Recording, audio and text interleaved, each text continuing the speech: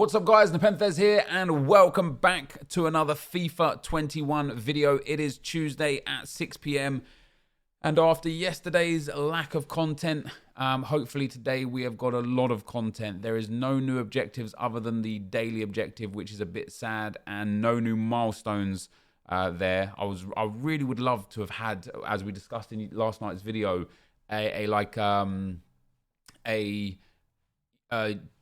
team of the group stage foundations squad would have been really cool to play for in manager or a masterpiece, but it's not there for today. But I have already seen on Twitter one of the SBCs that's here today. Hopefully it's going to be more than one, and we have got ourselves this guy on screen now, TOTGS Immobile. Before we have a look at him, let's go and see if we've got anything new, and more specifically hoping for some new, okay, so there's new UEFA marquee matchups that are there for 7 days. City versus Marseille and Barcelona versus Juventus.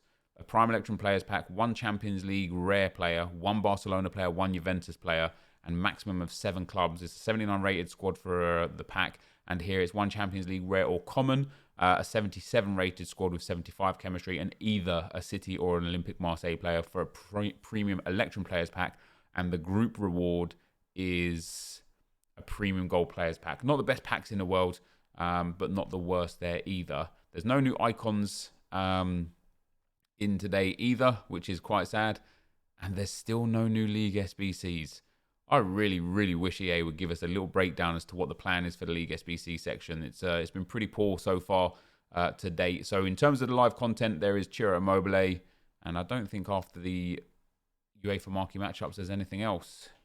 No, there is not. That is it for the time being. So to look at this Immobile card, first of all, his face card stats are really nice. Good pace, good dribbling, very good shooting, and decent physical. He's got 4-star weak foot, which is obviously very good, but only 3-star skill moves.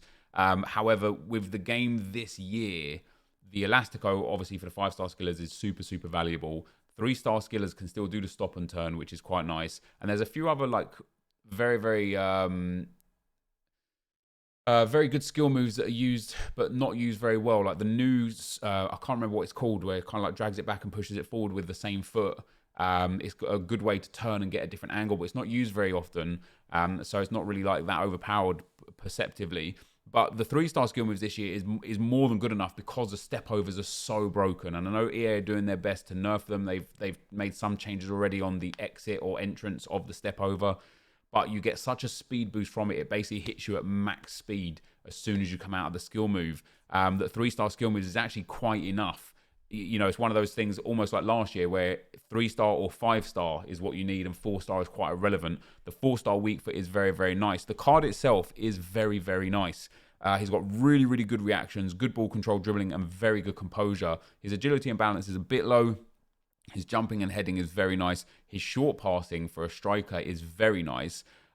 There's a couple of like dynamic problems with this card. The first one is that if you do want pace, if you are the sort of person that plays with a lot of pace and relies on pace, you're going to have to put a hunter on him, which will get you to 96 sprint speed and 93 acceleration. The problem with that is you then have the 77 agility, the 79 balance, and the 79 stamina. You know, someone like TOTGS Immobile will get quite tired quite quick if you're using him as a sort of player that burns up the field and then comes back because of that low stamina. Of course, loads of subs in the game now. People have got like super benches for their super subs. So if you rely on pace a lot, you're probably not going to be interested in this card a lot. If you don't rely on pace, like me, I actually build the play up way slower. I very rarely play on the counter. I usually play a heavy possession-based game. His pace is a little less relevant, in which case trying to boost that agility and balance, there are a couple of chem styles that would be very good. The Marksman, the Hawk chem style for pace and shooting and physical would be good. But if you just want to boost the dribbling and shooting, obviously the Finisher chem style is an absolutely brilliant one for him this year. So it requires 2 segments. I'm hoping for like 284s at max. It's an 83 with a Team of the Week and a Lazio player for a Jumbo Gold pack, and an 84 with a Serie A player and 70 chem for a small rare mixed players pack. That is, in spite of the fact that this Immobile card won't be considered meta, so to speak, that is a super affordable card. You get 2 packs back and you get an 88 rated card back at the end of it as well. Now, in terms of his boost compared to his main card, 1 pace, 1 shooting, 2 dribbling, 3 passing, which I think is quite valuable, and 1 physical. It includes 2 across the boarding dribbling, which is very, very nice. And here's what I mean with the chem style. So obviously 3-star skill moves might be a bit of a letdown for some people. It might be the thing that turns them off. But if you put a Hunter chem style on him, he has got top shooting, 99 positioning, 99 finishing and volleys, 92 shot power with 96 sprint speed, 93 acceleration is super.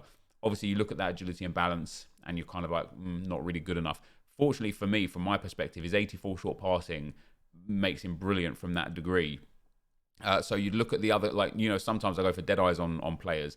Dead eye is very good for his shooting and for his passing, but I don't think you need it. So I would look at finisher for him personally. 10 bonus shot power gets him to 99 positioning, 99 finishing, 97 shot power, and then that boost in dribbling, a big 10 agility and 5 balance, and 14 more dribbling. The fact that he'll have 99 dribbling, he will feel fleet of foot. He will turn real quick. He'll enter and exit the step overs much, much quicker because of that high dribbling stat.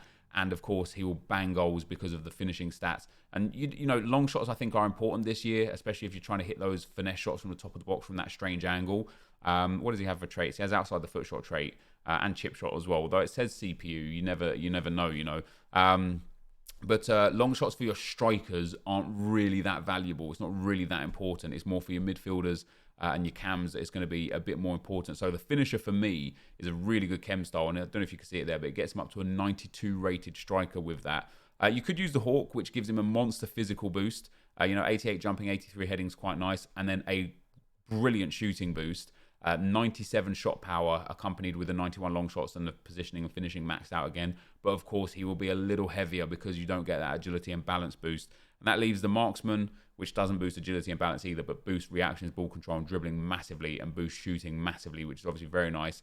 Or the possible best one for like across the board, his reactions and dribbling gets boosted really nice, and then his shooting gets boosted really nice with the Maestro as well. It really is like for what you want. And I personally would say, depending on who you've already got up front, I would never use him as a super sub, right? Because as a sub, you're going to get him on 5 chemistry. You're just not going to get the boosts that you need. If you put that finisher on him as a sub, you get 4 bonus points in total in agility and balance, 4 in dribbling instead of the maxed out 14, 10, and 5.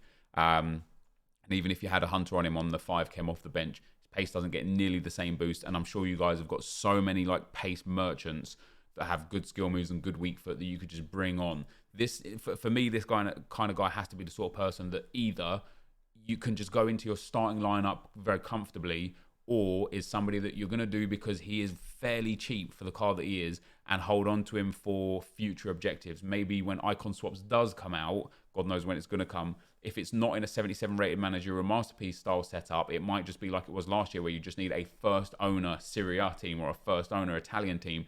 That's where I think this Ciro Immobile for his price can come in very, very nice. As I say, it's an 83 rated squad with an inform, which is coming in at 36k, and an 84 rated squad, which I don't think is much more than about 40k either. So you're looking at about 80, maximum 90,000 coins for this card.